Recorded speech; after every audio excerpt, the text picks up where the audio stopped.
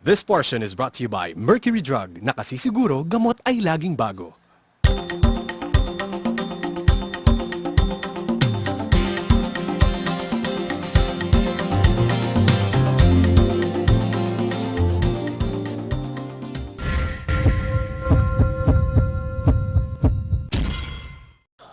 Bago mo hititin ang sigarilyo mong yan, isipin mo muna anong kemikal ang pinapasok niyan sa iyong bibig at sa iyong katawan.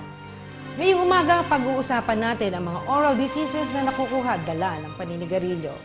Huwag na natin patagalin pa. This is Generation RX, your health and travel show that keeps you informed. Now signing on.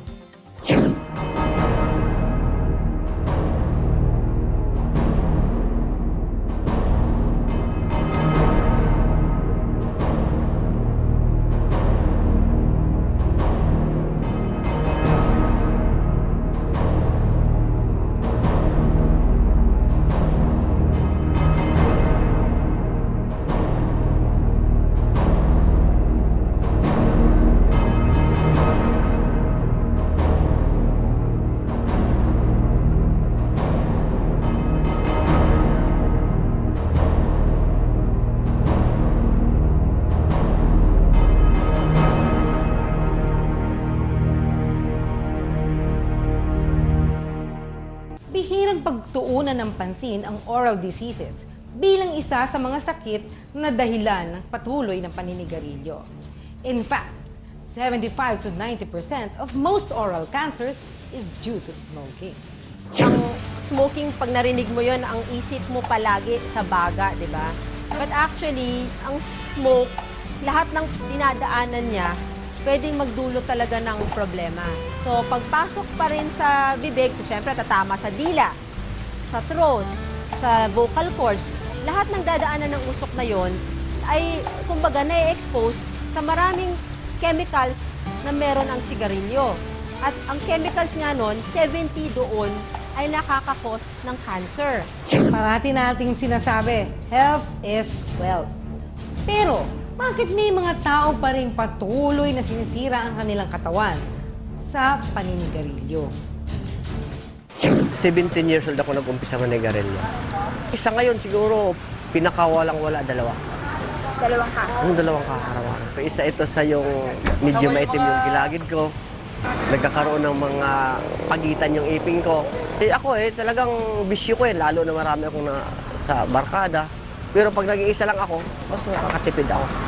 Kahit marami sa ating mga kababayan ang nalululong sa paninigarilyo, may mga tao pa ding sumusunod sa tamang daan at iniiwasan ang paninigarilyo.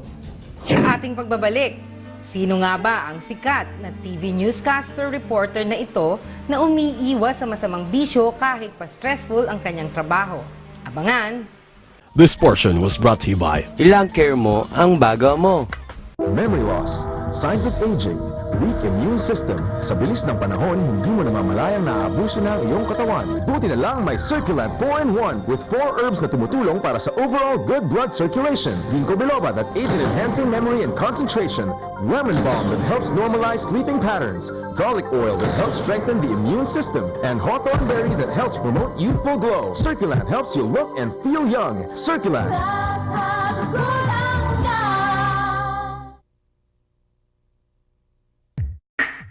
Effective talaga. Kita mo naman. Mura lang. 250. Napaka-affordable. I use KB as an antioxidant. It helps me a lot, especially in my line of work. I use KB because it helps me become stress-free. I love KB. KB. Why? That works. Robust enhances male potency. May 4 na ancient herbs na nagpapataas ng libido ng mga lalaki. Aste. Available in Mercury Drug and all leading drugstores nationwide.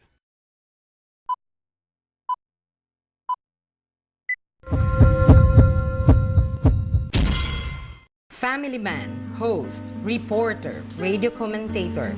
Sino nga ba ang hindi makakakilala kay Anthony Taberna na kilala rin bilang Tunying?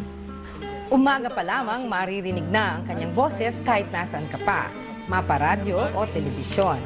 Ngunit sa kabila ng araw-araw na trabaho at stress, ni kailanman ay hindi niya naisipang manigarilyo.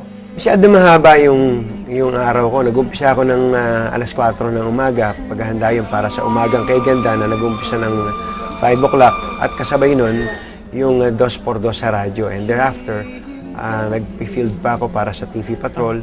Pagbalik sa hapon, 5:30 in the afternoon, meron na namang 2x2 sa radio. At pagkatapos nun, may break lang ng konti para sa ibabalita ng 9 o'clock sa Studio 23. Ang natitirang oras ko na lang siguro para sa pagtulog ay sobrang maikli na dahil dumarating ako sa bahay, mag-11 na ng gabi.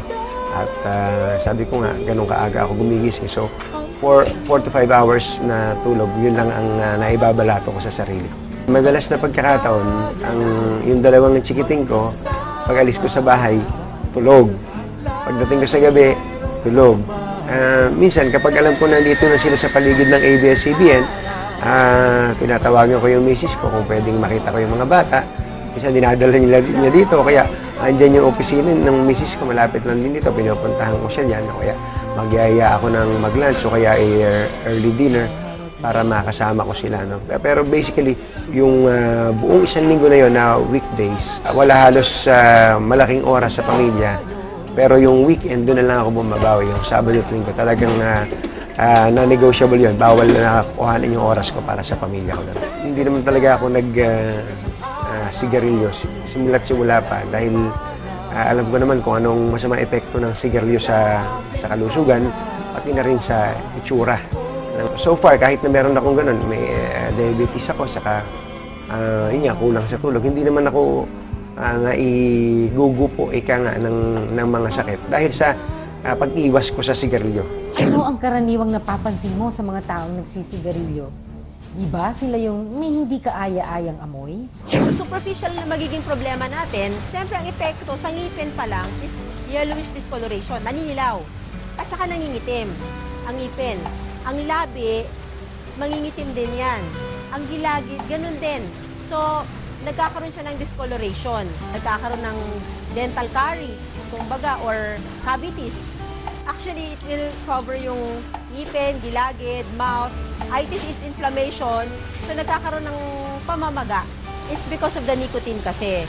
Sabi natin, that's a smoke na nagko-contain ng maraming toxic substances na galing sa sigarilyo. O ayan, nalaman na natin ang masamang dulot ng paninigarilyo sa ating katawan. Hindi lang yan.